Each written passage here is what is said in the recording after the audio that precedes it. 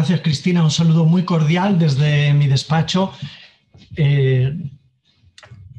Saludo, como ha hecho mi compañero José Manuel, especialmente a quien se haya conectado por estar en duelo. Tendrá el corazón calentito, estará buscando, no solo por curiosidad o pasión de ayudar a otros o desde el punto de vista científico, sino lo estará haciendo también para zurcir algún roto del propio corazón. Pues saludo a todos, porque no solo porque seáis muchos, os diré de manera muy sencilla que yo también en este momento en parte estoy en duelo, porque llegar a este momento, a estas jornadas y experimentar el calorcito y la proximidad en nuestros pasillos, subir y bajar las escaleras, subir al escenario, para mí es un momento que me alimenta, porque es una modalidad de desplegar nuestra pasión por humanizar, en este caso por aliviar un poco del sufrimiento humano que generan las pérdidas. Yo tengo el límite de tender a centrarme fundamentalmente a las pérdidas por un ser querido, que es solamente un foco. No quiere decir, como nos han dicho anteriormente, que esta sea el único formato de duelo.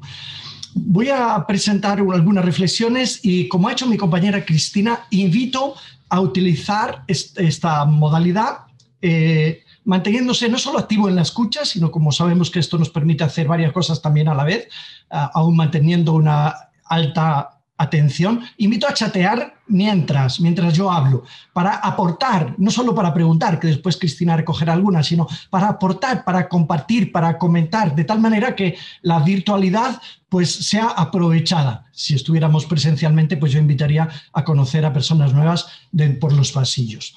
Voy a seguir, soy sistemático, voy a seguir este esquema para abordar el tema de duelo digital y coronavirus. Haré una introducción, como creo que es un deber. Mis compañeros también han hablado ya de duelo, pero media palabra sobre el duelo y sobre el hecho, para los que sean nuevos, que serán pocos conectados probablemente, levantar acta de que hay diferentes miradas, de que hay publicaciones, como en parte se ha dicho.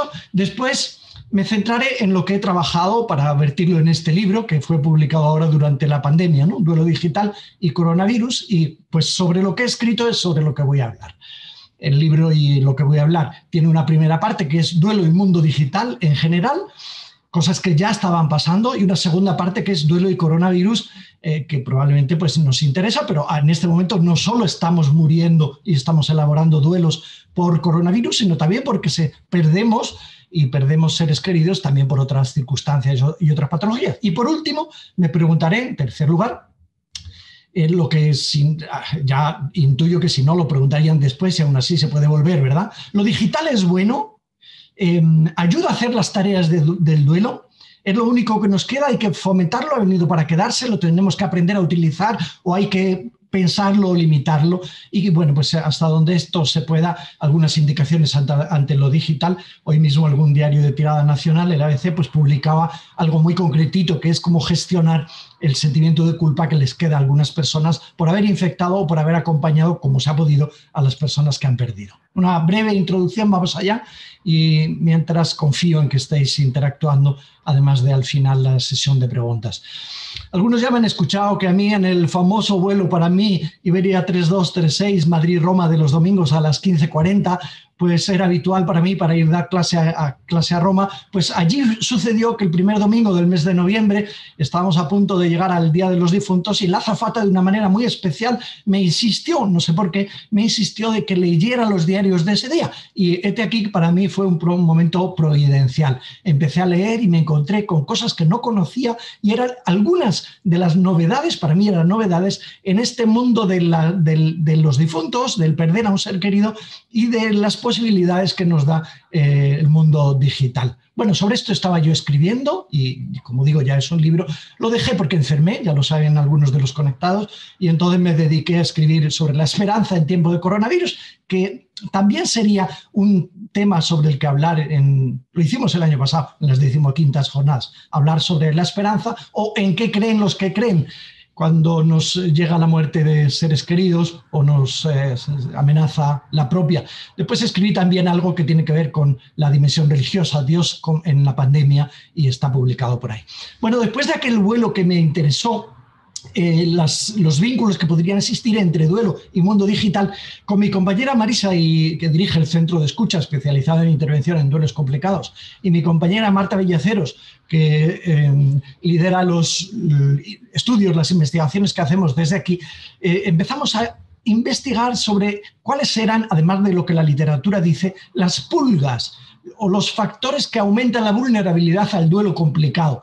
Y en particular yo creo que hicimos algunos hallazgos que hasta entonces pues estaban poco presentes en nuestras mesas de diseño, de nuestro currículum del máster en intervención en counseling, al que todavía podemos animarnos a participar porque acabamos de empezar hace unos días, ¿no? Y entre las pulgas, las 5 pulgas, que fue un libro publicado, como digo, fruto de esta investigación, aparecieron las herencias, que sería un temazo, apareció la culpa, nos la esperábamos, ya nosotros hablábamos de que la culpa era una pulga, es decir, un aspecto que se instalaba en la persona en duelo y aumentaba la vulnerabilidad a la complicación, que hacía sufrir, además de lo que hace sufrir el hecho de haber perdido a un ser querido, y apareció el mundo digital, que nosotros preguntábamos que si ayudaba o se convertía en pulga, y la gente nos respondió algo que yo creo que hoy respondería de una manera diferente, es decir, también los jóvenes, que podrían estar más avezados en el uso de las tecnologías digitales, que también lo veían como algo que podría impedir el proceso de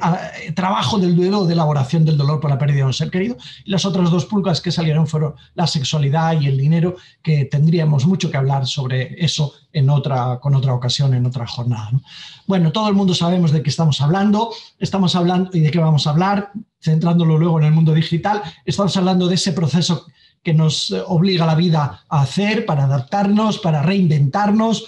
Mi abuela habría dicho para resignarnos, hoy tiene connotaciones pasivas, para crecer, como decía José Manuel, de manera resiliente con ocasión de las pérdidas. De ese proceso que tenemos que vivir con ocasión de las pérdidas, de eso estamos hablando, que provoca en nosotros un trastoque en la cabeza, en el corazón, en las conductas, nos da una bofetada a la vida, a todo, quizás a nuestro narcisismo, quien nos habíamos creído que éramos, teniendo vínculos que nos parecían eternos en este formato, y resulta que la muerte nos dice que no lo son. Y este proceso requiere hacer un trabajo, así lo evocamos en la literatura, hacer las tareas. Sabemos que el duelo en principio es un proceso normal, que cumple una función adaptativa, que no requiere grandes intervenciones si no se complica, ni de psicofármacos si no se complica. Por lo tanto, en principio entendemos que es un proceso, no es una patología, y como tal merece ser estudiado. Qué bien, decimos, esta introducción a veces algunos ya me la han escuchado, que qué bien que contamos, como hizo muy bien Leila Nomen en este libro que está en la pantalla, con diferentes modelos interpretativos del proceso del duelo, que ella lo resumió, ¿no? Psicoanálisis, que insisten en los lazos y el apego, Freud, Melanie Klein, otros modelos más psicosociales, Lindemann, Tizón, Elizabeth Kubler-Ross. Qué bien que existen diferentes entradas. Famoso de William Borden, que se orienta a las tareas, y esta vez pues al menos estoy ofreciendo en dónde han vertido estos referentes de investigación desde diferente punto de vista, en dónde han vertido sus conocimientos, en las publicaciones fundamentales, algunas de las fundamentales, ¿no? Otros modelos más sociológicos o socioculturales como Niemeyer, Bowlby, que insisten pues nos dan claves también desde complementarias para la comprensión, para la vivencia y para el acompañamiento a las personas en el trabajo del duelo. Pero quería añadir a mi tradicional introducción para la temática, a quien me haya escuchado en otras ocasiones, quería decir que cada vez estoy más firmemente convencido de que tenemos grandes lagunas y están por explorar otras fuentes. Cáspita, que no nos interesamos por fuentes previas al mundo de la psicología, que es tan moderna, como es el mundo de la filosofía, los tratados de Consolazione, los grandes referentes de la tradición filosófica y cristiana, 2000 años antes de Cristo. Esto no es con el nacimiento de la psicología, sino mucho antes, el poema de Gilgamesh, que tan importante para la cultura después judía y cristiana, ¿no? Que son un conjunto de poemas de duelo sobre el rey tras la muerte de su amigo y las disputas entre los dioses. No olvidemos los trabajos de Cicerón y Séneca, las famosas cartas a Lucilio, que yo recuerdo que me fueron aconsejadas por un psiquiatra y luego a lo mejor me he ido hasta olvidando, para invitar a más personas a acceder a estas fuentes de reflexión, y en las que también podemos podemos encontrar pues una especie de empatía de los autores y de los poetas y de los filósofos para con la condición del sufriente, del doliente, porque estos caballeros han puesto negro sobre blanco y leyéndoles también podemos encontrar fuentes de consuelo. No olvidemos el libro quinto de las Confesiones de San Agustín, cuando él cuenta cómo narra con una belleza impresionante su sufrimiento por la pérdida de su mejor amigo, que a veces pensamos, yo al menos digo, que es un tipo de duelo un poco considerado, la pérdida de los amigos, mientras que hablamos más de la pérdida de la pareja, de los padres, incluso de los hijos, ¿no? Aunque haya poca literatura, pero sabemos la envergadura que tiene, mientras que la del amigo no. Bueno, San Ambrosio, obispo de Milán, también siglo IV, pues él también escribe de una manera preciosa sobre la muerte del hermano, y así estoy citando fuentes que pueden ser, y también levantando acta de algo que no, tenemos que decir inmediatamente. Pues fíjate, se ocupaban los filósofos, después se ocuparon los psicólogos, se ocuparon los pastores de las religiones, y hoy nos estamos relacionando en un mundo virtual, digital, en el que estaremos perdiendo algo de la densidad que tienen estas fuentes. Puede ser, y esta es una de las primeras preocupaciones que yo estoy compartiendo con vosotras y vosotros.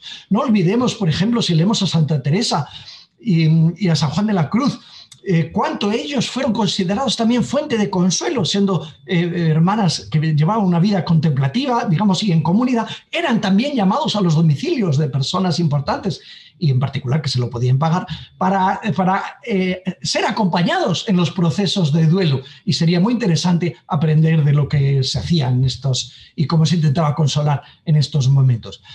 No olvidemos tampoco, como hemos considerado, quizás más cuando escribíamos más de esto o leíamos vidas de santos, cómo han muerto algunos de ellos, que sería interesante, como yo hice con Cristina Lázaro, psicóloga, la persona que para mi juicio más ha investigado sobre los fenómenos esos que nos parecen de muerte transitoria y de experiencias de muerte en el lecho de muerte, muerte temporal, etcétera, ¿no? Bueno, pues en ese libro que he escrito con ella, me dedico a recoger también algunos apuntes sobre cómo han muerto los santos para mostrar que no hay un único paradigma de muerte digna o estética o bella, que podría ser esa que soñamos de manera quizás un poco idílica, de rodeado de los seres queridos en la intimidad, esa que ahora ha sido rota por fuerza de la realidad, por imperativo de la realidad. Bueno, después de esta introducción tengo que ir a nuestro tema, y ahora la muerte la estamos viviendo en parte conectados. No la vivimos de modo digital, la vivimos de modo tan real, tan carnoso, tan como es en toda nuestra persona. Hay algunos aspectos que se multiplican, algunos posibles que se multiplican, o algunas actividades que podemos hacer que se reducen al único formato de la comunicación digital. Durante un tiempo estuve dudando de si titular el libro Muerte virtual o muerte digital. En realidad, sea como sea, lo virtual es también real. Y lo que conseguimos construir a través de estas tecnologías digitales es también real. Y es tan real que estamos ahora juntos, reunidos. Y bueno, pues ahí les dejaré, puesto que seguro que alguno vuelve después, les dejaré estas referencias a estas publicaciones a las que se refirió José Manuel de Palabra, que forman parte de los resultados, algunos resultados de nuestros trabajos. Lo están viendo, no les cito, pero ahora les cuento que estoy apasionado por investigar sobre el trabajo espiritual del duelo, si alguien me quiere ayudar, porque entiendo que hemos hablado muy claramente del trabajo psicológico del duelo, las 4 tareas o el modelo de intervención, y sin embargo me parece que todavía podemos mejorar si profundizamos en el trabajo espiritual, en el acompañamiento. En este momento tendremos que revisar, tras la digitalización de esta experiencia de acompañamiento, de despedida ya referida, tendremos que revisar nuestros modos de hablar del duelo anticipado y ambiguo y complicado y post-mortem y crónico y enmascarado y patológico. Tendremos que revisarlo en algunos de sus elementos, al menos. Vamos allá, que algunos estarán diciendo, ya es hora de que te centres en nuestro tema, pero espero que estéis interactuando en el chat sin ningún pudor. En un mundo de pandemia por COVID-19, la muerte física se ha esposado, creo que en una cierta medida de manera inseparable, con la muerte digital, o al menos con la comunicación y la experiencia digital. ¿Qué está pasando? Voy a hacer, para abordar este tema, lo que podría metafóricamente decir que es, pues, abrir ventanas, probablemente solo para asomarnos y solo para decir, y ahí está eso, y ahí está lo otro. Tengámoslo en cuenta y me gustaría asistir en los próximos años, si sigo vivo, pues a un proceso de profundización sobre esta temática y poder leer libros de otras personas, ¿no? Bueno, en estos momentos contamos con velatorios electrónicos. Una de las primeras cosas que yo me encontré en aquel periódico de aquel avión al que me refería hace un poquito es este dato de que ya contamos con más de 20 millones de perfiles de personas que están, de personas fallecidas biológicamente, biográficamente, cuya vida, comillas, cuya vida virtual, digital, en el mundo de las redes se mantiene, persiste. O sea, esto tiene un gran significado, puede tener aquello que antes estaba claro, el muerto al hoyo, el vivo al bollo, los muertos al cementerio, los vivos a continuar viviendo como podamos. Ahora, en el mundo digital estamos mezclados y ya sabemos que algunos de los fallecidos, de los perfiles de las personas fallecidas, siguen interactivos o porque han sido heredados o activados o porque el propio sistema les permite interactuar o mandarnos mensajes de que mañana es mi cumpleaños u otras cosas. Según estos estudios ya se muestra que dentro de poco tiempo va a ser mayor el mundo, digamos, de los muertos que de los vivos si el crecimiento se mantiene como se mantiene ahora, serían las barras oscuras de la gráfica, y en todo caso va a ser mayor si el crecimiento es decir, si el crecimiento fuera superior al mismo crecimiento que tenemos ahora en el número de cuentas que se abren en los perfiles, en el mundo de la vida digital. En este momento, alguna de las redes ya ha considerado la variable muerte. Y siendo así, que ya hay en Facebook, por ejemplo, 30 millones de personas, de perfiles de fallecidos, pues ya han creado cuentas in memoriam, conmemorativas, tumbas digitales para familiares y amigos que dejen mensajes o lo que podríamos llamar velatorios electrónicos ilimitados.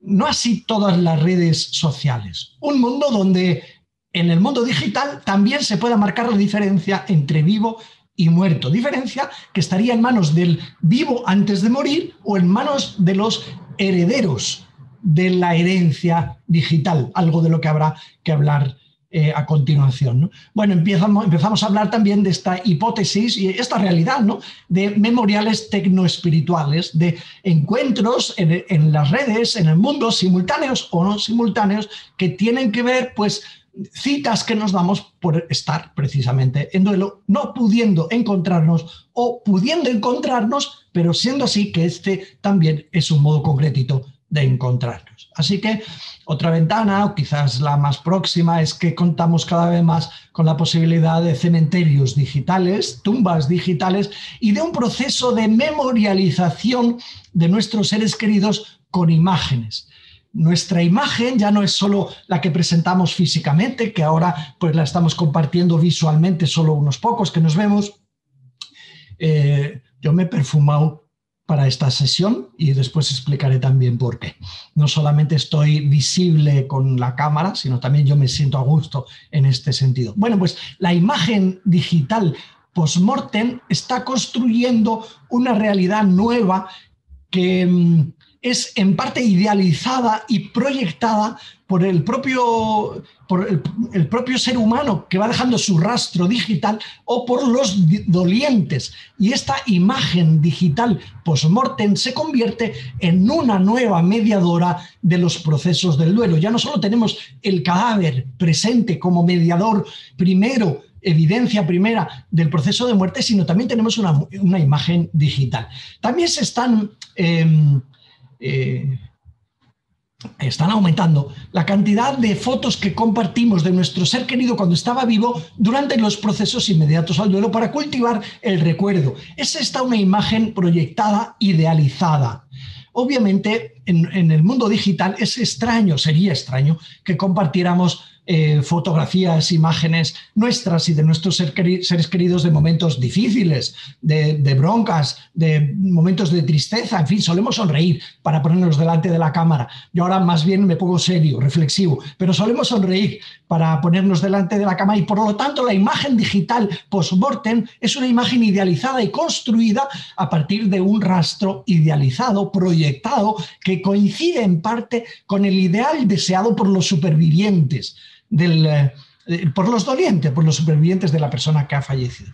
También contamos cada vez más, como hemos contado siempre, con imágenes de los cadáveres.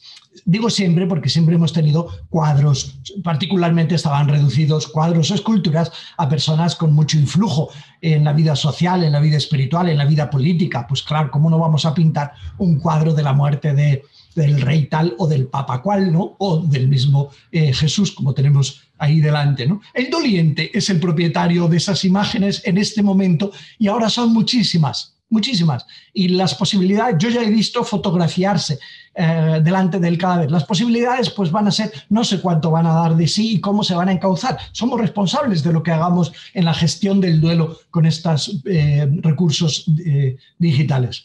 También está empezando a haber, y de hecho hay, algunos voluntarios fotógrafos que se ofrecen a fotografiar a la familia con el bebé recién nacido o tempranamente nacido, fallecido post-mortem o nacido muerto, para que los padres conserven la única imagen o las únicas imágenes, como estamos viendo en esta imagen de la diapositiva, del ser que fue querido, esperado y que o nació muerto o falleció en el proceso o a los pocos momentos o días del fallecimiento.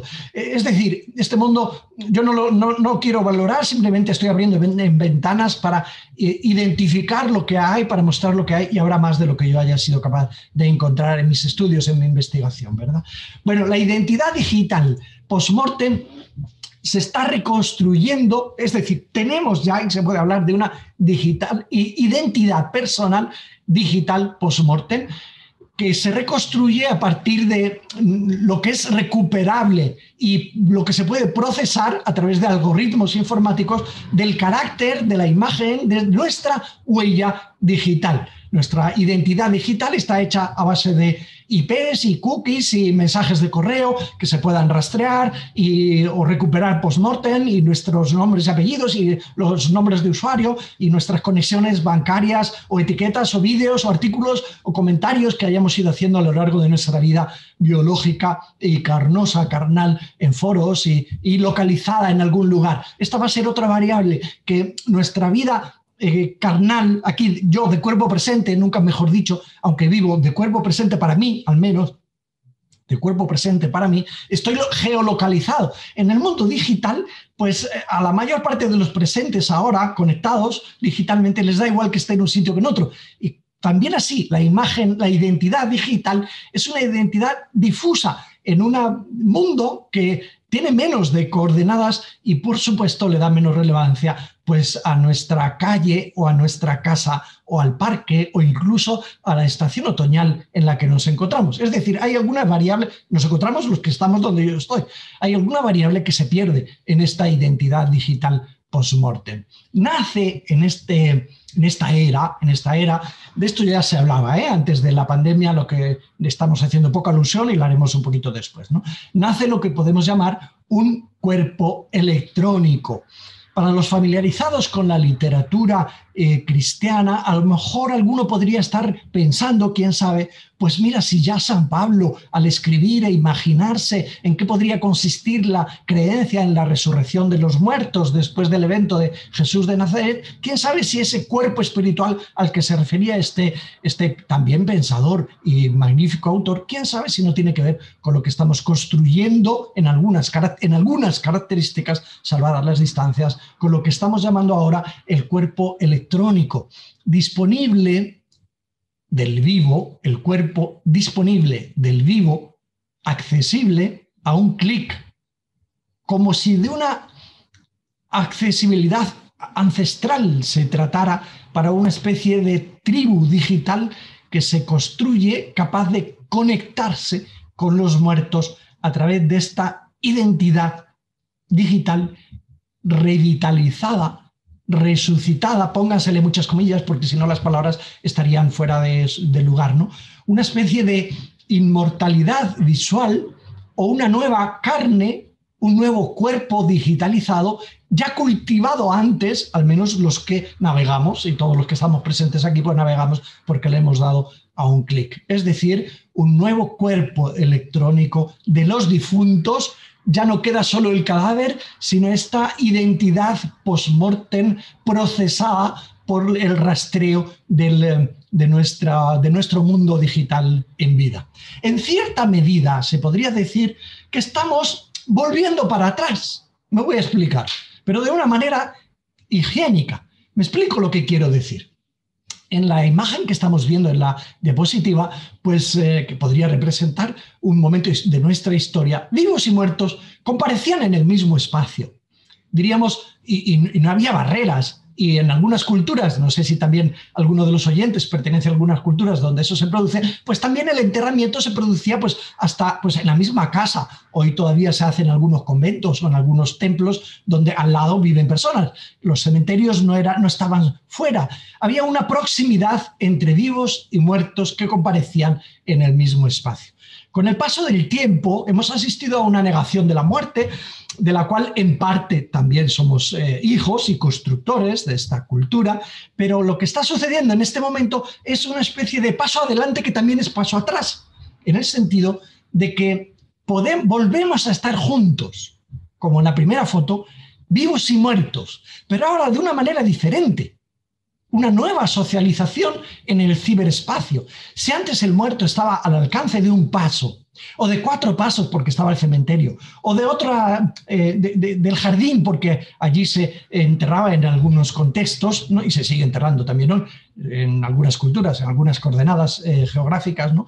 Ahora es lo mismo. Los muertos, de manera higiénica y virtualizada su imagen, están accesibles también y a nuestro alcance, a toque de clic. Una especie de cambio en la tendencia se está pudiendo producir y del que tenemos que ser, creo, conscientes para hacer con él y en su uso lo que queramos y no solo, digamos, lo que los dinamismos de la tecnología pues permitan, digamos. También se está produciendo en este momento la posibilidad de hacerse selfies en el final de la propia vida o en el post-mortem, como hemos dicho ya, ¿no? Pues ahí tenemos a San Camilo al final de su vida, que es un cuadro que representa un hecho real, y ahí tenemos otra persona y alguien se fotografió pues en el justo post-mortem, y esto ya formaba parte de algo nuestro. Ahora también contamos con selfies del último instante. Estas que estoy mostrando son reales. La persona que se fotografía yendo a no sé cuántos kilómetros por hora indebidamente, o su compañera, después fallece. Y la persona que se fotografía ella agarrada por otra, pues en un altísimo edificio, pues en la información que acompaña esta fotografía se dice ya van 250 muertos por hacer estas fotos en el último instante. Son selfies de situaciones que han sido últimos instantes de vida para algunas personas. Bueno, más de uno de los presentes también tendrá experiencia de esta que tengo yo. Esta imagen que estamos viendo es de un funeral en el que yo estaba. Yo estaba pues aquí a la izquierda, al lado de este sacerdote primero de la izquierda, y el difunto era un compañero querido con el que yo había estado conversando pues 3 días antes, ¿no? Esto es San Pablo de Brasil, y ya no solo hay fotografías, sino que también hay transmisiones de vídeos de los ritos. En concreto, los varios funerales que se hicieron de cuerpo no solo presente, sino también de cadáver visible, como se ve en la fotografía, pues siguen en la red.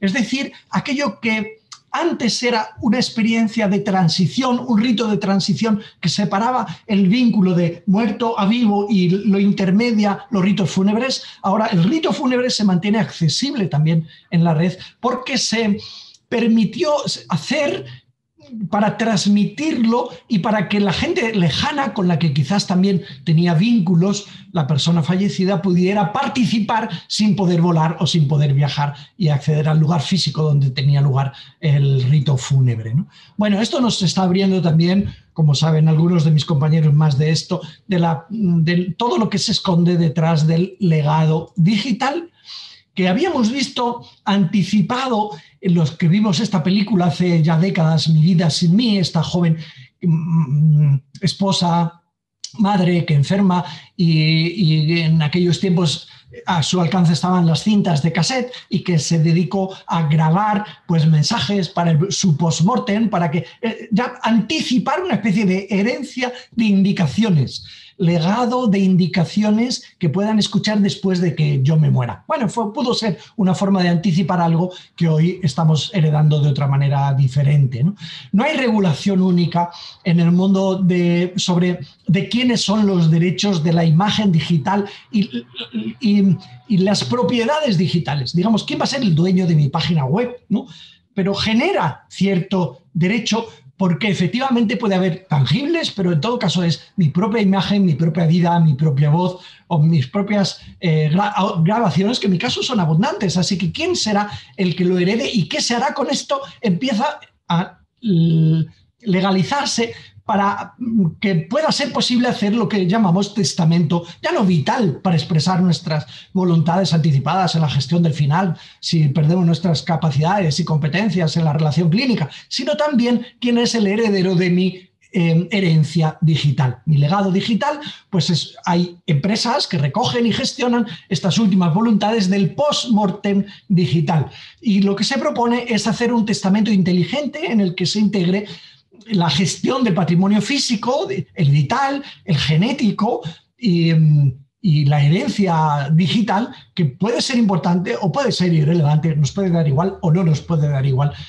ahora mientras estamos vivos. Con lo cual, tras la muerte, se podría conectar con este testamento inteligente en tiempo real, pues todos los elementos involucrados en la pérdida del ser querido, agilizándose así de manera organizada lo que tiene que ver con lo material, con lo que tiene que ver con lo digital, lo que tiene que ver con el dinero, con las propiedades, etc. El testamento digital sería, a fin de cuentas, la manera de decir en un documento quién queremos, los supervivientes, que tenga acceso a estas cuentas, a este mundo digital y qué queremos que se haga con ello. Por ejemplo, que se disuelvan o, por ejemplo, que se creen cuentas in memoriam o que se les dé un tratamiento de fallecidos en la red. Cerrarlas, modificarlas, continuar su actividad, convertirlas en lugares de encuentro exclusivamente para homenajear, etc.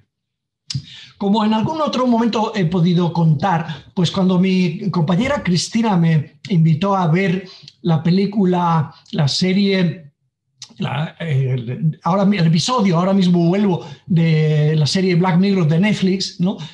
Titulado así, ahora mismo vuelvo, descubrí también hacia dónde puede ir estos posibles, o hacia dónde están yendo estos posibles digitales vinculados con el fenómeno de la muerte, ¿no? Antes de la pandemia y al margen de la pandemia. La película muestra lo que podrá ser posible y en realidad ya es posible. Y es que reconstruida la identidad digital de una persona post-mortem, podríamos cultivar relación con ella. Salvada, póngase comillas a esta expresión naturalmente. Es decir, con esa reconstrucción, la película lo que muestra es que los primeros minutos es que una pareja, que la vemos ahí en las fotografías, pues se fallece inmediatamente el chico, tenía una activa vida digital y en el mismo tanatorio su amiga le dice, si quieres, conéctate, como vamos viendo en las fotografías de abajo, conéctate por correo electrónico en tal sitio, te reconstruyen la identidad de tu pareja y te responderá como si fuera él. O sea, una resucitación en el mundo digital de la personalidad y una activación de la respuesta que daría el ser fallecido, pero resucitado en el mundo digital, que daría si nos quisiéramos volver a comunicar con él. Efectivamente lo empieza a hacer y después el sistema le ofrece, pues como se ve en la imagen siguiente, que le ofrece la posibilidad de recibir en el domicilio un avatar con el que podrá tener una vida post-mortem tangible también en cuanto que tiene 3 dimensiones y si queremos que coma, come, y si queremos que haga el amor, lo hace, y si queremos que calle, calle, y si queremos que duerma, aunque no lo necesita, pues se mete en la cama a dormir. Curiosamente se planteará algo muy extraño y es que por ser limitada esta reconstrucción, por ser idealizada, el ser resucitado, el avatar, no tendrá capacidad ni de enfadarse ni de sufrir y será un nuevo problema el hasta cuándo el vínculo con este resucitado, que por otro lado pues responde a una expectativa o a un deseo universal. Ojalá pudiera volver a tener relación con mi ser querido, al menos para poderle preguntar, no digamos si el motivo del fallecimiento fue el suicidio, para poderle preguntar un encuentro, para poder volverle a escuchar su voz directamente, para volverle a mirar a los ojos. Bueno, algunos también sabrán que una televisión coreana hizo una experiencia, como vemos en la imagen de la diapositiva, que consistía en invitar a la mamá, esta fotografía se refiere a esta experiencia, si quería, ya que había perdido a su niña, a hacer un encuentro en 3 dimensiones con la niña reconstruida digitalmente a partir de su rastro digital. Y entonces la mamá, con esos guantes que también le permitían hacer experiencia táctil y con esas gafas podía ver, tocar, relacionarse, incluso escuchar esa respuesta estándar que habría correspondido a la reconstrucción de la personalidad de su hija reconstruida con su rastro digital. Bueno, otros aspectos ya a lo mejor menos vinculados, pero todavía vinculados, es este asunto del duelo colectivo en el que hemos participado, otra ventana diferente, digamos, ¿no? Cuando ha habido momentos de muerte colectiva o de grandes atentados o catástrofes, todos somos París, todos íbamos en el tren, todos estábamos en las Ramblas. Y esto ahora lo podemos decir no solo porque salimos a la calle a una manifestación, sino también porque podemos pues poner un símbolo en nuestro perfil y relacionarnos con miles de personas para expresar una pseudo solidaridad, quizás también tenga de solidaridad, pero es una particular vinculación digital en duelo, identificándonos especialmente con las personas afectadas. Téngase presente que en particular cuando los fallecidos son líderes, pues esto también refuerza la identidad de un grupo que se puede encontrar en la red para darse el pésame o decirse que estamos en la misma barca, ¿no? En torno a los posibles de estos medios de comunicación, también de la simple televisión y de la simple radio, pues también existe este riesgo que se ha dado en llamar la pornografía de la muerte. Este término fue introducido por un antropólogo ya hace unos cuantos años y evoca ese riesgo que tenemos. Pues todos pensamos en cuando el niño se cae en el pozo, pues la cantidad de días que estamos conectados o podemos estar conectados en un particular interés por el fallecimiento de una persona o de un grupo, si fuera el caso, ¿no? De la que también estamos esperando o se ha generado el deseo de que haya evidencia o de muerte o de vida, ¿no? Y estamos esperando la escena que podríamos pensar que sería más propia de la identidad, de la intimidad y que estamos esperando que sea mostrada en el espacio público. Una especie de pornografía de la muerte, como en otros momentos la tenemos, como si se jugara mostrando escenas a veces pues macabras y ya no es solo para tener evidencia de muerte y hacer sanamente el duelo porque hemos visto el cadáver o sabemos que efectivamente está muerto, sino que en este caso hay otros dinamismos, ¿no? Como hemos visto también en lo que se llama pornomiseria, ¿no? Como que existe el riesgo efectivamente de mostrar la fragilidad y la vulnerabilidad de otros en una especie de cultura del espectáculo. Ha habido momentos en los que esto se ha visto mucho y lo hemos vivido muy intensamente y cabía preguntarse qué estamos haciendo esperando la imagen del cadáver, de ese cadáver, del que fuera, ¿no? También ahora asistimos, yo mismo participaba, como se ve en la imagen, en los cafés de la muerte, que son esas reuniones, hace una semana, en Lleida, esas reuniones que se generan ahora digitalmente, pero hasta hace poco en centros culturales o en restaurantes o en bares, que con ocasión de tomarnos un café, la propuesta era vamos a humanizar la muerte hablando de ella. Este encuentro que también era presencial y que estaba organizado por personas que querían avanzar en una pedagogía del morir y del pensar la muerte y del filosofar sobre ella y de no negarla, hoy pues se está produciendo el salto a su digitalización. Como ya sabemos, y esto es más frecuente en el mundo urbano, pero también en España, navegando estos días, pues me lo encontraba en diferentes ciudades, no solo en las dos más grandes de nuestro estado, en diferentes ciudades, podemos encontrarnos también este recurso, que es el código QR en las lápidas, en algunas lápidas, quien haya contratado este servicio, los supervivientes normalmente, porque no contamos con mucho histórico de testamento digital para decir que esto queríamos nosotros que lo hicieran nuestros supervivientes. Normalmente esto ya quien lo hace son los dolientes, ¿no? Es la posibilidad de escanear con el móvil un código QR, como se ve en la imagen, que no es ni más ni menos que un link o público o privado o restringido solamente a los que la programación permita el acceso, que nos daría permiso para entrar en lo que antes estaba solo, digamos, en el álbum de fotos de la familia del muerto. Ahora está en el link ya no solo un álbum de fotos, sino una identidad de esa que hablábamos antes, idealizada, digitalizada, preparada, algo así como lo que pudiéramos decir con esta, parafraseando y salvadas las distancias de nuevo, la frase bíblica, Lázaro, sal fuera, que todos conocemos, pues el difunto estaría apareciendo en nuestra pantalla vivo, con una grabación, con una serie de imágenes o con una serie de audios que le darían vida y nos darían acceso a su vida después de la muerte. Aunque tenga menos que ver con esto, quiero citar, porque me sucedió este fenómeno de la humusatio, me sucedió un día que me llegó el correo electrónico que pongo en la pantalla, suficientemente desfigurado para mantener la intimidad, pero me llegó un correo electrónico del norte de Europa que me preguntaban qué me parecía sobre la técnica de la transformación de los restos mortales del cadáver en compost para devolverlo después a las familias. Un año después, habiéndolo tratado particularmente, me hablaban de que hacía falta un poquito para el tratamiento de las partes duras, pero que se podía transformar todo en compost y entregarlo un año después en forma de maceta y de tiesto. Bueno, ahí tenemos un desafío presente para preguntarnos si esto que ya se vende de la muerte ecológica o el enterramiento ecológico nos puede traer aspectos positivos o nos puede también complicar la vida. En estos tiempos de pandemia, unos minutillos más y después Cristina moderará las preguntas, pues ya ha sido dicho en la presentación y todos lo sabemos y nos dolemos por esto. No hemos podido acompañarnos físicamente, no se ha hecho tanatopraxia, el maquillaje o preparación del cadáver para ser visto, la muerte y el proceso del morir se ha generado una intimidad, no era la intimidad deseada, en esa soledad, aunque haya que ponerle también a esto comillas, esto ha abierto muchos sentimientos de culpa por no haber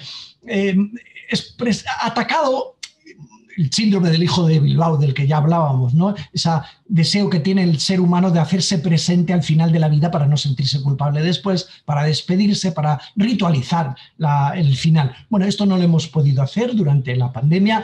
Nuestras casas, para muchos dolientes, se han convertido en tanatorios. Los tanatorios son, espero que vuelvan a ser, lugares de narración, de homenaje, eran lugares de evidencia. El muerto está porque aquí está, metido en ese cajón o visible, pero hay evidencia y esto ayuda a la primera tarea del duelo, a aceptar la realidad de la muerte. En este momento, las flores, las velas, los símbolos están siendo, ya desde hace meses, muy digitales. También quisiera referirme a la digitalización del duelo anticipado por uno mismo.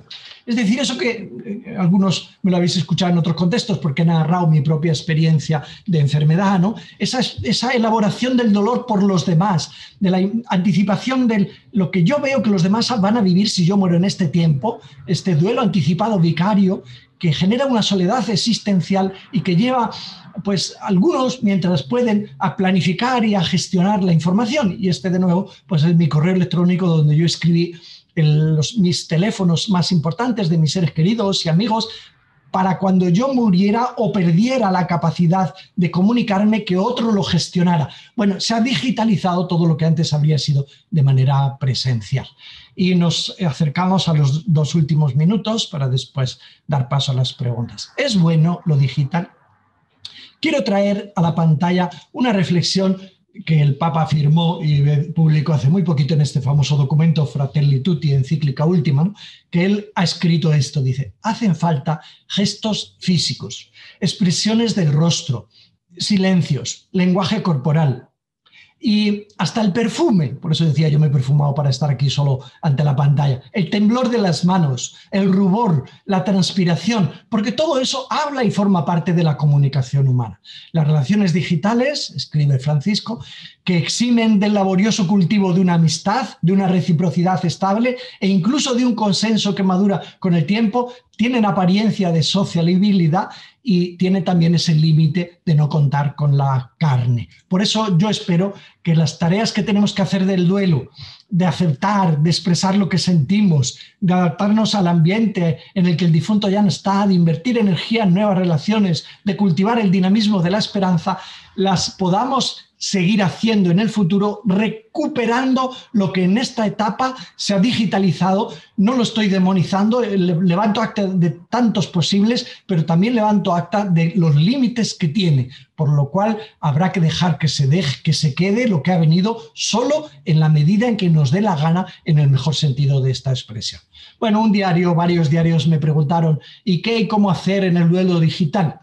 Bueno, y de manera breve y sin comentarios diré, pues me resulta difícil responder porque parece que es una receta de cocina al dar indicaciones, pero invito a quien no tenga otro recurso, pues a visualizar al ser querido y a expresar sentimientos de agradecimiento, a formular perdón, solicitudes, petición de perdón si no se ha podido hacer presencialmente, y a quien tenga culpa, pues que si es posible trabaje la parte irracional, sentimiento de culpa, y si hay motivos porque se han transgredido valores o no se han honrado valores en el proceso final, por falta de presencia cuando a lo mejor había sido posible, pues hacer un camino de sanación mediante el dinamismo del perdón. A quien se le complique el proceso del duelo, que tenga el sencillo coraje de buscar un experto en duelo. Menos mal que, bueno, yo puedo presumir y presumo de dirigir este máster en intervención en duelo del Centro de Humanización de la Salud, que ahora también se podrá cursar online, ¿no? Y al que invito a interesarse por él en la página humanizar.es. Menos mal que hay recursos y expertos que también ahora de manera digital, como decía antes David, pues podemos desplegar nuestro potencial de acompañamiento. Hay una página en Argentina en la que yo también he colaborado bastante, y algunos de mis compañeros, elcaminodelduelo.com, pues que tiene muchos recursos. A veces son pequeños vídeos, a veces son oraciones, a veces son explicaciones que nos permiten empoderarnos en la soledad, en el confinamiento, en el tanatorio que es nuestra casa para los dolientes, ¿no? Yo creo que también es la hora de cultivar la interioridad, la hora de reflexionar quizás más, porque hay más soledad, quizás más de recuperar las oraciones, como hemos hecho también algunos de nosotros, la hora de superar el riesgo de instalarnos en la mera lamentación por lo que estamos sufriendo, la hora de pensar en la significación y resignificación que podemos dar como gesto de amor y como gesto de prevención, el hecho de pues no estar teniendo contacto y no haberlo tenido al final y en los ritos de fin de vida. Invito, hasta donde este lenguaje se permite, a no cultivar pensamientos catastróficos que lo único que generen sea sufrimiento añadido al que ya nos produce la pérdida de un ser querido. Y hasta donde esto lo consigamos, también que formará parte del proceso de elaboración del dolor, a expresar el agradecimiento a esos que han cuidado profesionalmente, con todos sus límites, pero a esos que estamos cuidando desde diferentes roles profesionalmente a quien se encuentra en el final de la vida. Otros recursos se pueden encontrar también en diferentes links que nos hablan de cómo se vive o de cómo dar el pésame o de cómo, en fin, indicaciones, algunas con titulares más atrevidos o menos, cómo no meter la pata dando el pésame. Invito con todo el firme convencimiento a promover de diferentes maneras la expertía en intervención en duelo, que ahora se tendrá que actualizar. Nos tendremos que seguir actualizando pensando en cómo los recursos se han de adaptar a los medios que están a nuestro alcance para que la última palabra en nuestro dolor no la tenga el sufrimiento, sino que la tenga el dinamismo de la esperanza, y hasta donde seamos capaces reconstruyamos nuestra identidad rota y hasta donde sea posible pues tengamos un valor añadido por haber atravesado como este arte del reconstruir las vasijas rotas con oro, reconstruyamos nuestros corazones rotos con los recursos que tenemos a nuestro alcance. Muchas gracias por la atención. Quiero que sepas que creo profundamente en lo que hago, que poco me equivoqué, supero bien